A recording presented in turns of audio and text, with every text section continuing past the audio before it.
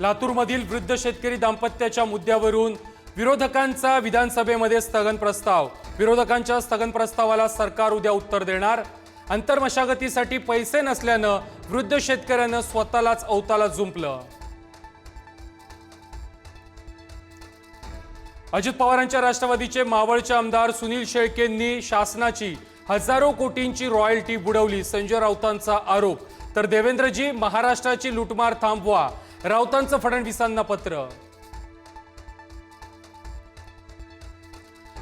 मुख्यमंत्री देवेंद्र फडणवीसांच्या निवासस्थानी आज डिनर डिप्लोमसी, मंत्र्यांना जेवणाचं निमंत्रण, अधिवेशनातील रणनीतीवर चर्चा होणार।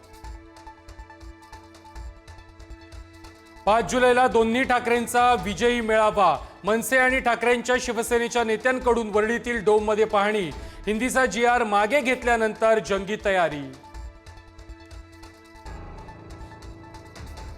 कोल्हापुरातील ठाकरेंच्या शिवसेनेचे नेते संजय पवार यांची नाराजी दूर, आज उद्धव ठाकरेंची भेट घेणार, नाराजीनंतर दिलेला उपनेतेपदाचा राजीनामा। राष्ट्रवादीचे माजी आमदार अपूर्व हिरे आज करणार भाजपमध्ये प्रवेश, उत्तर महाराष्ट्रामध्ये विरोधकांना एकापाठोपाठ एक धक्के।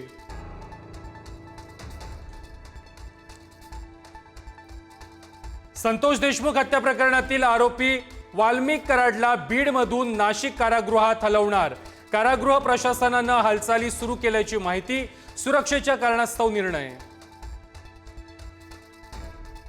बीड विद्यार्थिनी विनयभंग प्रकरणातील विजय पवारचा आणखी एक कारनामा समोर, 2 वर्षांपूर्वी छळ झालेल्या मुलीच्या पालकांची तक्रार, मुलीला केबिनमध्ये बोलावून बॅट टच करायचा पालकांचा आरोप।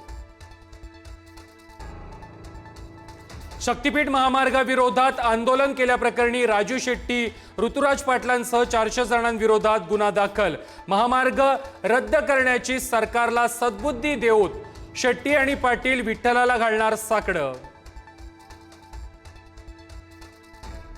पुढील 2 तासामध्ये मुंबईसह उपनगरामध्ये मुसळधार पावसाचा इशारा, काही ठिकाणी मध्यम तर काही ठिकाणी मुसळधार पावसाचा अंदाज, मुंबईकरांना सतर्कतेचा इशारा।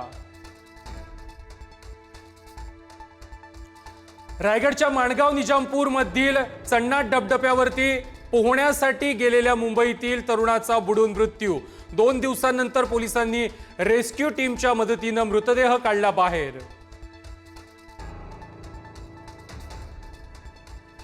साईबाबांना सर्वधर्मीय पूजतात, मात्र काहींकडून साईबाबांबाबत आक्षेपार्ह वक्तव्ये, साईंची बदनामी केली जाते, साई संस्थांचा आरोप, कोर्टातही धाव।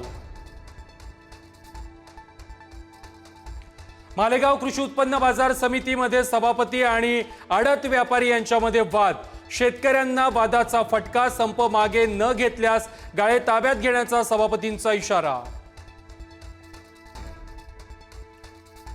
अहिल्यानगरमध्ये दुधाचे भाव 4 रुपयांनी पडल्यानं शेतकऱ्यांना मोठा फटका, संकटांनी घेरलेल्या दूध उत्पादकांसाठी दुष्काळामध्ये 13वा महिना, सरकारनं लक्ष घालण्याची मागणी। दलित असल्याच्या कारणावरून तरुणाला शिक्षकाची नोकरी नाकारली, जळगावच्या जामनेर येथील धक्कादायक प्रकार, मुख्याध्यापिके विरोधात अॅट्रॉसिटी अंतर्गत गुन्हा दाखल। धाराशिव जिल्ह्यामध्ये 400 लाडक्या बहिणींचं अनुदान बंद, कारण नसताना अनुदान बंद केल्याचा आरोप, महिला बाल कल्याण विभागाकडे तक्रार करणार असल्याची माहिती।